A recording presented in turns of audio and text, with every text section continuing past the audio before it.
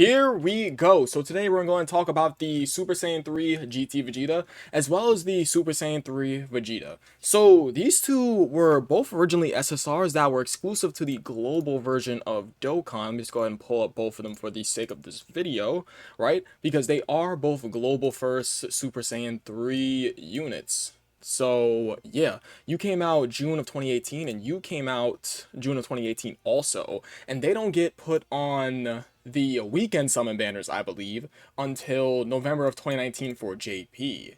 Also, I read the comments for my Kamehameha, or is it Kamehameha? That's how I was saying it. You know what's crazy? I didn't realize that I was saying Kamehameha wrong until like I read the comments. I'm like, wait, is that actually how I say it? And then I say it back, and I'm just like, bro.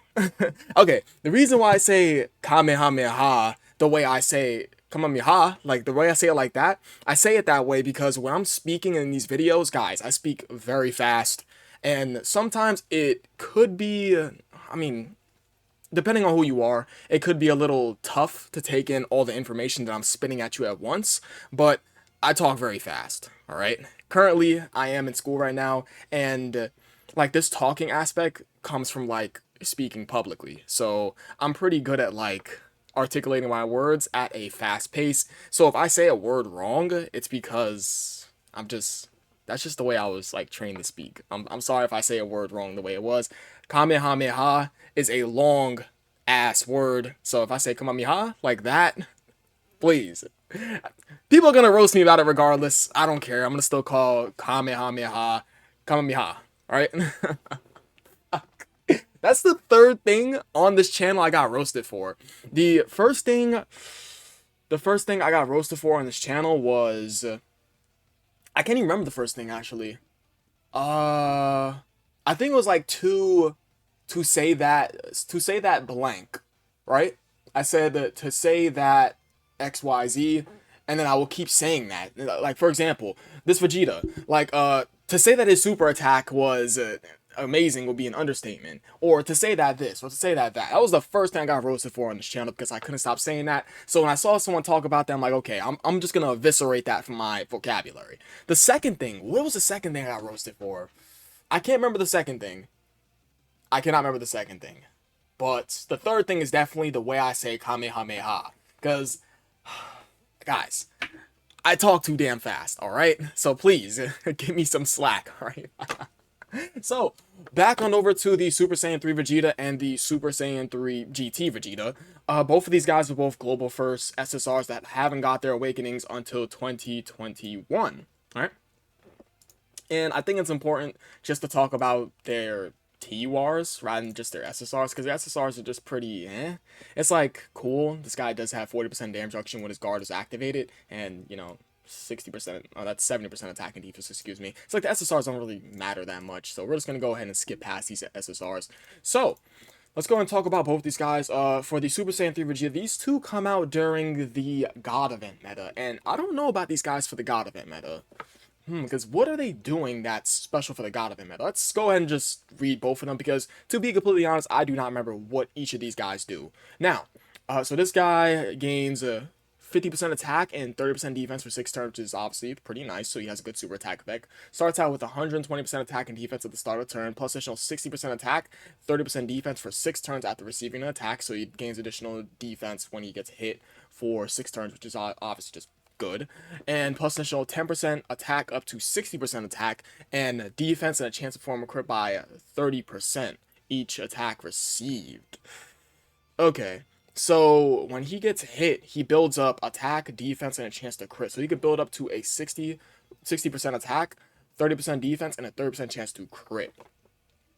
So, I mean, this guy could build up defense by just simply getting hit, but the only problem is that this guy's defense at the start of turn, I'm just gonna go ahead and assume it's pretty goddamn low. It's like 10,000 at Rainbow. It's like, this guy can definitely really use an easy A. For the God of It meta, I would like to assume that this guy probably did okay. Probably. I'm pretty sure there's videos out there, but just for the sake of this video, I'm not gonna go ahead and pull that up. I think that this guy with his low, like, defensive stat. I mean, he does have to get hit to build up his defense, so I think around like the beginning turns he'll be a little bit shoddy, but as the fight goes on, of course, because he built up his attack and defense, he gets 50% attack and 30% defense for 6 turns, which is obviously a great super attack effect, because each time he comes back on rotation, he can just keep building it up like building blocks.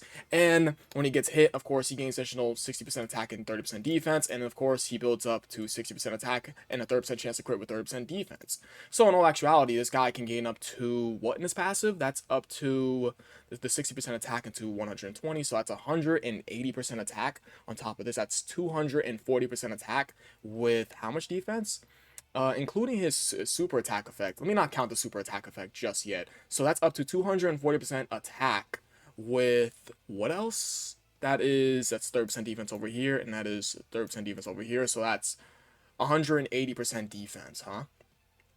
So from his passive alone, he can get up to 240% attack and 180% defense if I did the math correctly, with a 30% chance to crit, all from his passive, which is obviously pretty nice. And if we include his super attack effect for his attack, he can have a 290% attack with his already everything from his passive, as well as the additional 30% defense. So that's 290% attack and how much defense? What's that? That's like 210% defense. So 290% attack and 210% defense with everything added up together is pretty nice.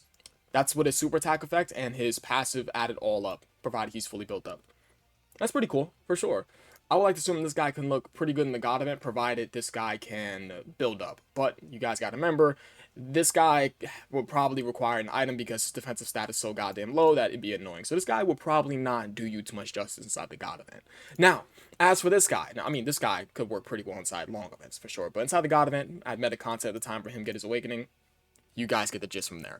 So this guy over here, I think this guy would probably be a bit better, right? So essentially he has the same super attack effect. He gains 50% attack and 30% defense for 6 turns, which is obviously a really good super attack effect. He starts out with 120% attack and defense at the start of the turn, and plus additional 60%, no, that's plus additional 10% attack up to 60% defense, and crit chance up to 30% with each attack received. So he essentially has the same thing as the GT Super Saiyan 3 Vegeta. Okay. That's definitely cool. He has a 30% chance to guard all attacks. Okay. And if HP is 60% or less, he has a 50% chance to guard. Okay, so when he's above the 60% HP threshold, this guy has a 30% chance to guard. And when he's above the 60% HP threshold, he has a 50% chance to guard. Okay, not a big fan of units that have guard chance, but I mean, hey, it technically is something. If he does guard, this guy can be solid during the God event, but if he doesn't, he can get completely slammed, right? And when his guard is activated, he has 40% damage reduction, so if this guy's guard is activated, he can take damage from no God event boss. Okay. But the problem is that it's a 30% chance to proc his guard, and if you're below this HP threshold, I mean, hey, a 50% chance is better than nothing, right? So, if I'm being completely honest with you guys, I'm thinking this Vegeta's better. I'm thinking he's better because I'm taking this chance to guard more than this guy getting hit to build up any day of the week. Yeah, I'm taking the guard chance over this guy's just flat build up because he just takes hit with each attack received. Yeah. And I'm gonna be completely honest with you guys, I've never used any of these cards. I'm just going purely based off assumption from both their passives. This guy just seems particularly a tad bit better, in my opinion. Although this guy can build up more defense than this guy, I think that this guy has a slighter edge because he has built-in damage reduction when his guard is activated, as well as guard chance. And then this guy is he's just flat, the flat defense. That's it. He's just only pure defense, right? So I think this guy's definitely much more better. So for the God event, I take this guy over this guy any day of the week. So these guys inside today's meta content is clearly not going to happen. So how many 200 leader skills is both these guys on? Hold on, before I actually check, are these two on both the same teams? These two are both on the same teams. Alright? And wait, hold on. Since he's GT and this guy's just regular Super Saiyan 3 Vegeta, are they each other's best linking partners? Are they? They are. Would you look at that? And they're all in the same category team, so I can go ahead and see what both of them are on for 200% leader skills. So both these guys are only on one 200% leader skill. Oh, wow. One? They're only on Int Majin Vegeta's 200 Sleeter skill for Vegeta's family and Gifted Warriors. So, I mean, what is good about both these guys? The fact that this guy can work really, really well inside long events because, of course, he has a good super attack effect for long events, and all he has to do is get hit to build up. So, in the earlier phases for long events, he could be a complete god. I think inside the god event, this guy would not work too particularly well because he's just flat defense, and he would get you killed in the earlier phases of the god event, anyways. Now, what's good about this guy is the fact that he could work in the god event, although the issue with him is the fact that, although he also has to get hit to build up, this guy has guard chance, so you have to be very lucky with when you get his guard chance off, because that's a 30% chance to guard with a 50% chance to guard when your HP 60% or below, and he has built-in damage reduction. So he has built-in damage reduction with guard chance, which is obviously nice, but still, guard chance is guard chance. And I think this guy can work inside the god event. Although you have to get extremely lucky with his guard chance with his damage reduction, because when his guard activates, he has 40% damage reduction, which is obviously really, really powerful. So, I mean, 40% damage reduction with guard and defense is quite good. Now, what is bad about these guys? I think the only bad thing about this guy is the fact that he has guard chance. That's it. I think if this was just a baseline 50% chance to guard, that would have been way better. And I think if his HP was 60% or less, it should have been guaranteed guard. For sure. Guard chance is just not particularly that great, but hey, it's something. Guard chance with damage reduction is obviously cool. And as for this guy, the problem with him is just that he's only flat defense. That's it. He's just all defense. That's all. For sure. But yeah, I think that is really about it. I mean, they both had good super attack effects. These guys are pretty easy to use. They have ease of use for sure. I think they're both solid for the time that they came out. So yeah, appreciate you guys for watching. You guys are the best. I will catch you guys in the next video. I love you all. Peace.